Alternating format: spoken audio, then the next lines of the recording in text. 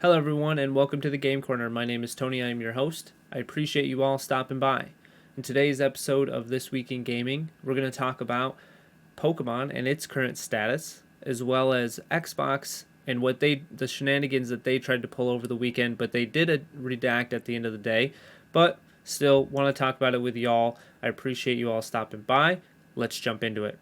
All right, so first on the plate, we're going to talk about Pokemon, and I'll be 100% honest with you. This is my favorite franchise of all time, so I am a little biased. I absolutely love Pokemon and just in general as a whole. I've played every main series game. I played one Pokemon Dungeon way back in the day, never really got into it, so I stopped playing. Played Pokemon Snap. I have not played Pokemon Unite. I don't even actually know if it's out or not, but I probably will check it out at some point here. So, um, and you know, I follow a lot of Pokemon YouTubers and Pokemon streamers as well, and you know, I really indulge in Pokemon content almost every single day. So, not to say I'm Pokemon master, but I'm a Pokemon master, no doubt about it. Now, what we're going to talk about is actually it's kind of hurtful to me. I'm a little upset at where Pokemon is, and I want to hear your thoughts on it as well. It's really the question of the day for you all. Really, the question of the week is, do you play Pokemon? And if you do, what do you think of the current status? And I'll tell you my opinion right now. Honestly, I'm a little lost when it comes to Pokemon and where it's at right now. I absolutely loved Sword and Shield. The initial run through of playing Sword and Shield was amazing. The Pokedex in Sword and Shield, I also very much enjoy. I really love it. 400 Pokemon accessible to you, and really you can get them. You can get a lot of good Pokemon early, new Pokemon, right? You can get some of them later. But I think the way the game is, it seems unfinished. And that's just in the main series game, right? Or games, I should say. And I'll tell you why I think it seems unfinished. And part one is the story. The story just doesn't really seem to make sense to me. Now, we have Team Yell, which, you know, you think of these kind of bad guys, quote unquote, but they're really not. You know, they're actually at the end of the day they're the good guys. Spoiler alert. And then you kind of have the organization as a whole, like with the commissioner. They're the ones that turn out to be the bad guys at the end of the day, and I just don't.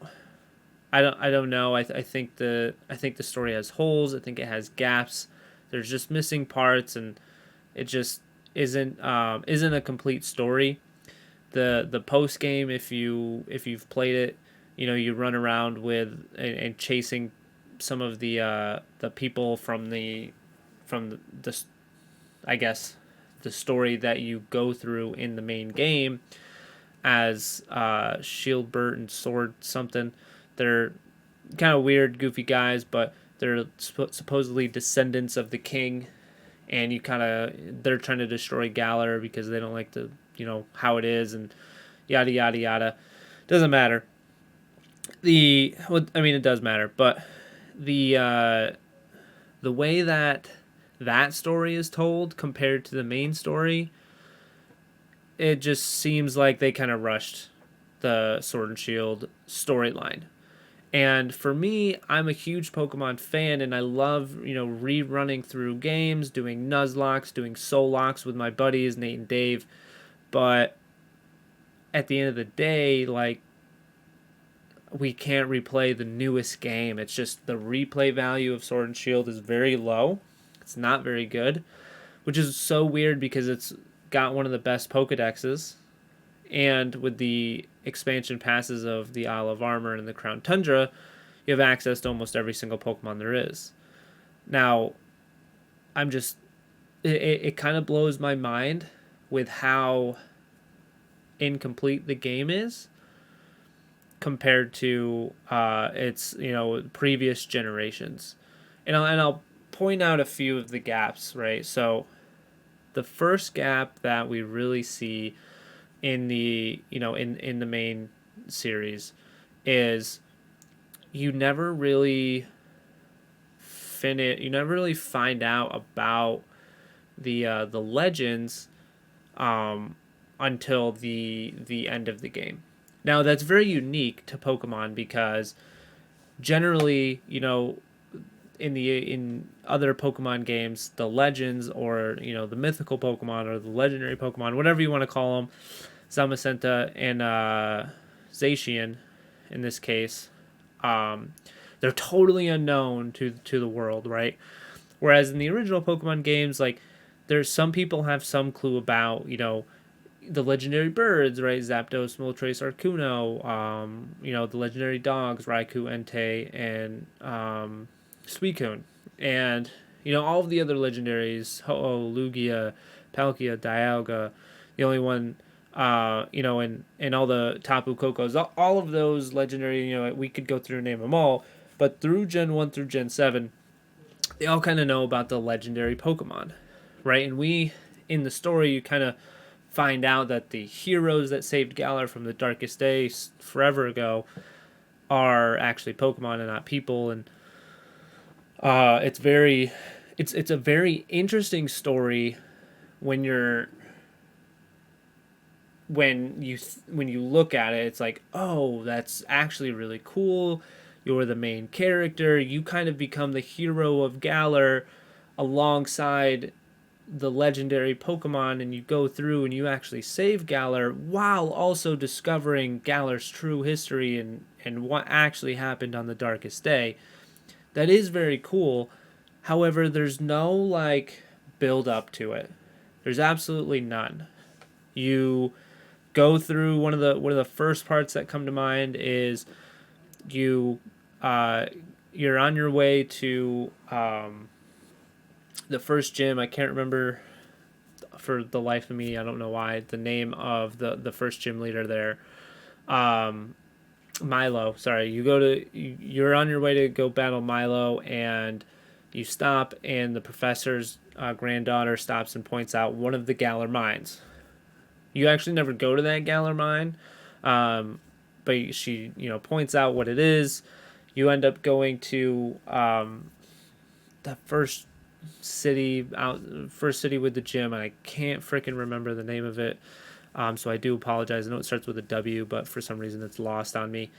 And you go and you see this thing on the side of the hill, and it's a Gigantamax Toxtricity. Really? That's what we're gonna like point out on the hill, right? Just seems a little weird. That's just, again, just incomplete, right? Like that's showing the darkest day and Gigantamax Toxtricity. Like it's just there's no like pull in the story, right? We don't find out about the chairman and like his intentions until really literally the end of the game. There's like no like anticipation that builds up. You get like kind of a small hint when BD goes and uses his ace, the elephant on the wall, that BD uses it to break that wall, yada yada, right? And like he kind of seems a little suspicious there, but then you really don't, nothing really happens until literally the end of the after you've collected 8 badges and you go all the way to Windon or Wyndham, right? Am I saying that right? And you're getting ready to do the tournament of people who completed the gym challenge, right? And where you at the end of it you battle Hop, and you end up going to the main place there, and you battle his assistant at the top, right, who has the Gigantamax Garbodor. Now at that point you're like, oh, something's gonna happen, but you never, there's no build up to the story. The story just kind of gym badges 4 through 7 or 4 through 8 even. Just there's no real like there's nothing interesting that happens. You don't like battle anybody outside of the the route trainers and the gym leaders. Um, After badge 7, you have the Gigantamax Pokemon that Leon takes care of, but and that's it. Like, oh, big boom, Leon's there, saves the day. That's it, and it just kind of dies until you get over until you collect all 8 badges, and you're getting ready to essentially take on the Pokemon tournament challenge, or can't remember what the name of it is called, but essentially the gym challenge. You're at the final stages of the gym challenge there, and I don't know, the story is just incomplete, right? My favorite story is the Gen 5, specifically the original Black and White. I love Black and White 2 as well. I love Gen 4's story. Gen 4's story is amazing. Even Gen 3 story is really good. Gen 3 story is pretty epic. With Ruby and Sapphire, and even in the remade, Aura's games, the story is still fantastic. It still has a lot of meaning to it, and you go through and you kind of like build up to this epic battle, and there's zero build up. It all just happens all at once, and then it's over. And I'm just not used. I'm so used to like even the previous game in Gen 7, in the Alola, in Alola, there's build up to what is about to happen. And there's even like the post game ties into it really well, and it's a fantastic story. The gameplay, it's hard. The game is hard, or it can be hard, especially if you're doing like Nuzlocks or Soul Locks, and you add some of those extra rules in there. But it's just, I don't know. With the Gen 8 Sword and Shield, there's just a lot missing, in my opinion, and there's no real. There's just no, there's no excuse for it. It's the first game that comes out on the Switch. You have some really cool new starter Pokemon, and new Pokemon in general that come to the roster, and it's really exciting. I loved the fluidity of the game. The game was very smooth. The wild area is absolutely amazing, and I don't want anyone to take this the wrong way. I still love Pokemon, and I love what the game is for what it is, but I just expected more, right? We took games from, I believe DS games were $40, and now they're 60 on the Switch, which is fine. We're upping the ante on a lot of things, but there's just so many things that about the game itself that are just very disappointing, and again, just turn down the replay value. And trust me, I've tried to replay it multiple times. I have both Sword and Shield digital copies on my Switch, and I've tried to replay the game multiple times, and it's just every single time I'm like, after Gym Badge 3, I'm just kind of over it, right? Things that I do love about the game, like outside of the wild area, is the gym challenges themselves. I think that's a really cool addition to the game. Actually having like a real gym challenge, you still battle trainers in there, adds a little bit of fun and a little bit more difficulty to the game itself. One that was really challenging was the rock, or ice, badge 6.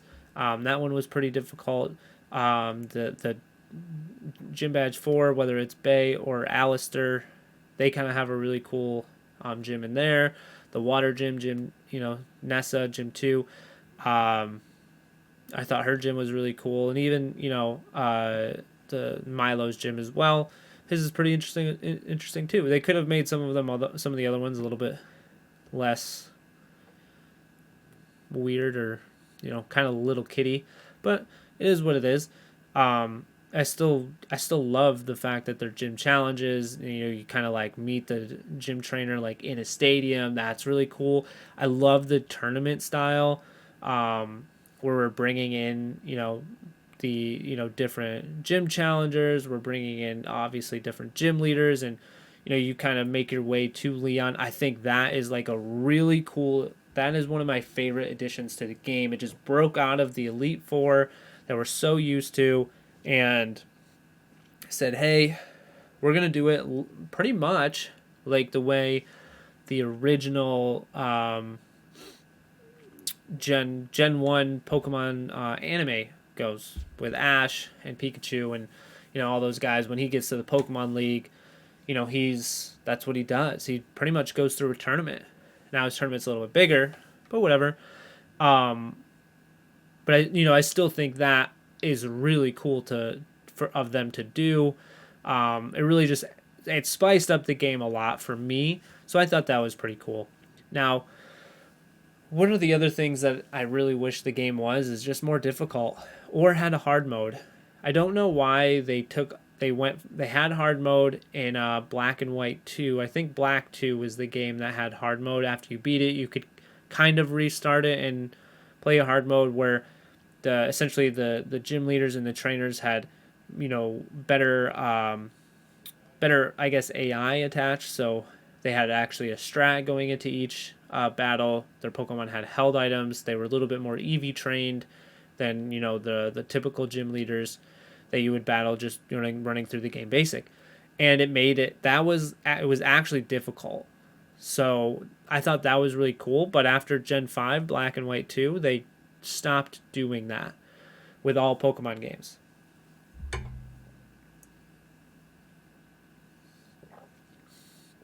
And that's just kind of something I don't understand as to why, because the game itself was really cool, but then you added a hard mode to it, which I thought was even better. So I think that's something I've talked about with my friends before, and they've agreed with me as well. If they added a hard mode and said, hey, if you pay $5.99, you get access to hard mode. If you start a new game, trainers have better AI, yada yada yada. The thing about Sword and Shield is that they could do it if they really wanted to. They actually do have that opportunity with the Switch and its higher functionality and better processor and yada yada that's in the Switch over the Nintendo DS. They could do a lot more and actually make the game more difficult and more challenging. That's I think that is that would be a huge win for people who love to play the game, whether it's casually and they just want to rerun through the game because they love the Sword and Shield gameplay. The gameplay of Sword and Shield is absolutely phenomenal. It feels good. It's smooth. You've got the bike. The wild area is freaking amazing. The routes, I love some of the different routes that you go through. It's it's very different. It's kind of like the Pokemon that you would expect to be in those routes as well. You can see Pokemon, right? Obviously, that are in the grass and run into them, and the visuals and the aesthetic of the game are absolutely phenomenal. They're amazing. It's like obviously it's the best one yet in that terms, in that aspect. And I think that if they just had either a hard mode or just made the game more naturally difficult, I understand them not wanting to make it too difficult because they want a casual player to be able to come in and play. But just add a hard mode for the Pokemon veterans, man. It would be so much better if it was that way. And it would just be a lot more fun for people like myself and my friends, and I'm sure a lot of other people in the Pokemon community as well, if they literally just added a hard mode to the game and made that small little change. Again, even if they said, hey, it costs $5, it costs $10, and you get access to hard mode, I would 100% do that without a doubt. Now, the things that I do love about the game that we finally got are DLCs. I actually really like the DLCs. I definitely thought the stories in them... Well, okay, the story in the Island of Armor was super lackluster. Just seemed like something that they threw together and, hey, here you go. Okay, cool. But the story of the Crown Tundra was, I thought it was really good. I thought it was really cool. It was kind of interesting. You were kind of teaming up with one of the mythical Pokemon of the region and doing some sort of mischief, helping him get his horse back, and then you have to defend him after that. So I thought that was really cool. I really liked that idea that they brought into the story, with the Crown Tundra there, and a lot of really cool new Pokemon, the Reggies, the new Reggie Draco, Reggie Eliki as well, and just the ability to do that raid system. You can team up with your friends and do it. I thought that was like a really cool way to be able to play the game, is having that raid system involved to get be able to play with your friends, but kind of go through it, and then have a really good chance of actually finding some legendary Pokemon or shiny legendary Pokemon as well. So I like that aspect of the game. I thought that was really really fun. The Isle of Armor, I love all the new Pokemon. I love the Pokemon that they added to it. Really spiced up the competitive genre, and we'll go into competitive here in just a moment. But again, just story's kind of lackluster. The region of the Isle of Armor is actually, I like it more than the Crown Tundra.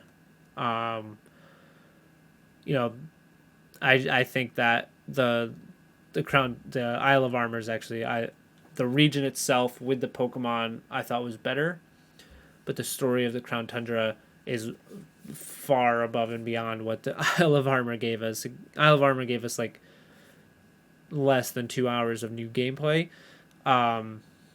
and the Crown Tundra probably gave us 3, maybe 4 hours. And again, for $30 for the two of those and the addition of all the new Pokemon, totally worth it in my opinion.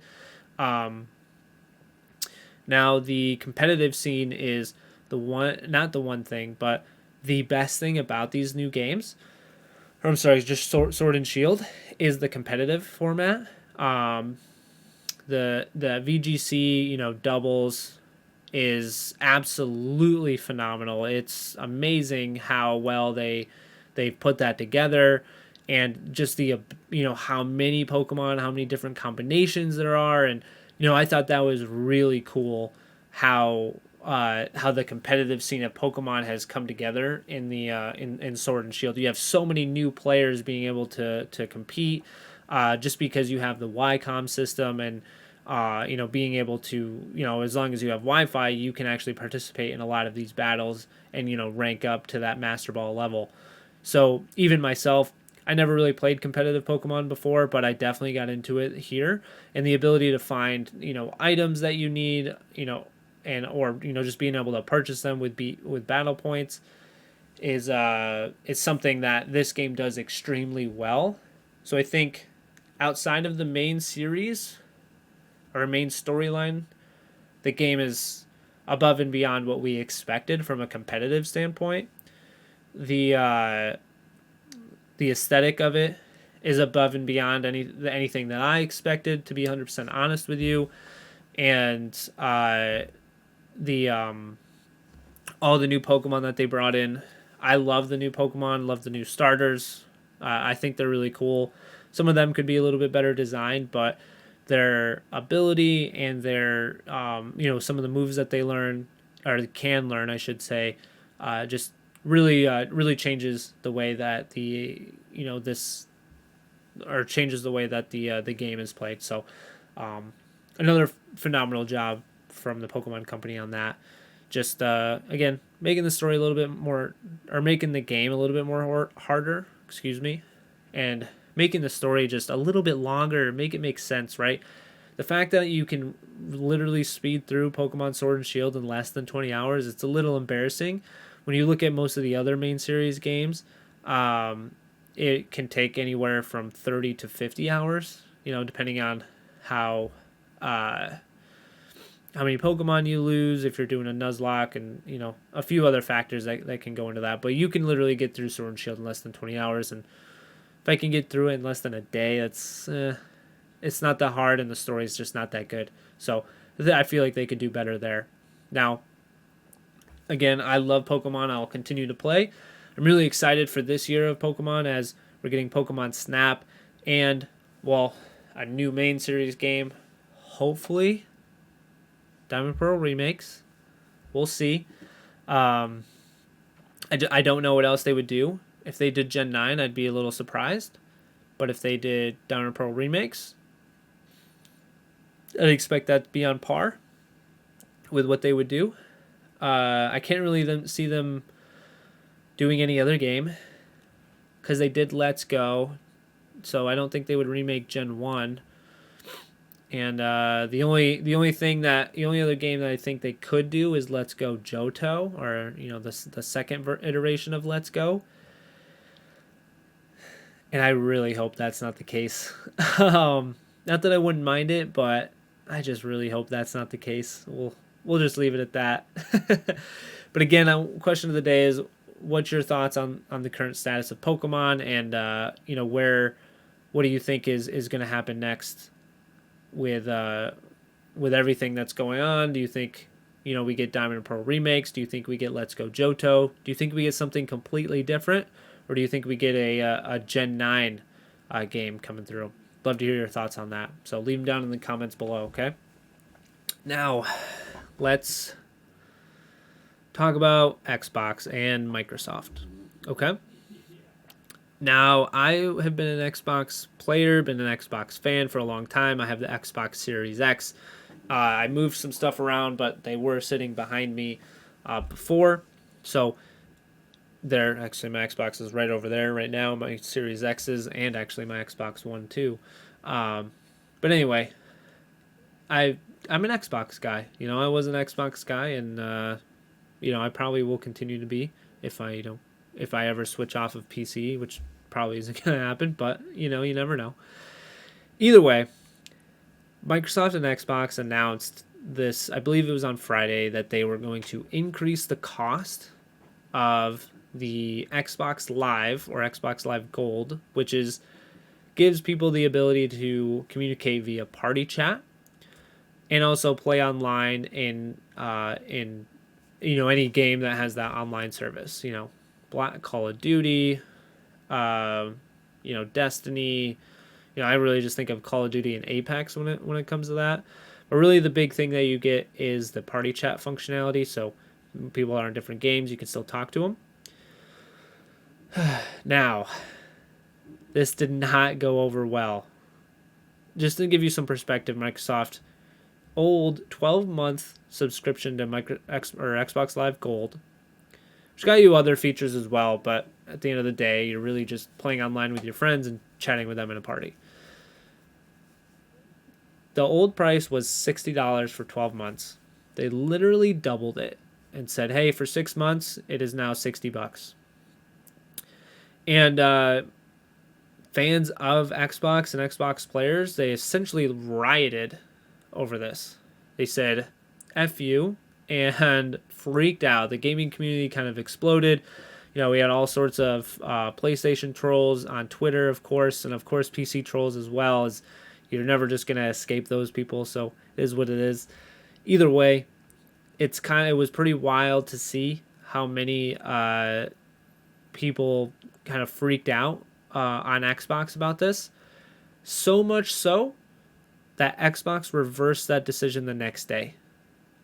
They came out and said, I'm sorry, we made a mistake, we've listened to your complaints, and we're reverting it back to $60 for 12 months. Old pricing is back, essentially. And honestly, in my opinion, I think that's an awesome thing to see.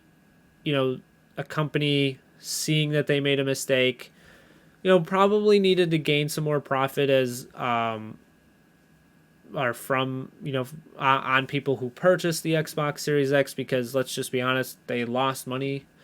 So did Sony as well, but they generally lose money on consoles that they create, and they make it up in obviously games and subscriptions and yada yada. Probably just wanted to say, hey, we needed a good Q4 or Q1 to start the year. I don't know. Either way, they came out and apologized and reverted it back. So good on you, Sony. That's awesome. So, that's pretty amazing that you guys did that. And one other thing that they did that I actually didn't even know. Sony and PlayStation did this. They reverted. So Sony and PlayStation has the ability, you don't have to pay for their online service to play games like Warzone or Apex Legends, essentially free to play games. Fortnite, free to play games. You don't have to pay for the online service to play those games. And I had no idea, because with Xbox that was the case. That is also not the case anymore. They've made free to play games free to play. So if you're playing, any of those 3 titles or any other free game that has that online service, you can now play those without an Xbox Live Gold subscription. So again, just another one of those really cool things that we saw out of Xbox and Microsoft, to be able to revert that decision very quickly, listening to their community, and also adding in the other factor of free-to-play games, making them free-to-play. So really cool thing to see, in my opinion, and I actually tweeted about this, but Microsoft really listened to a lot of what their community had to say. They went out, they've got more studios that they've purchased to be able to create more Xbox exclusives, because before they really only had Gears and Halo, and now I think they're going to have the entire Bethesda collection.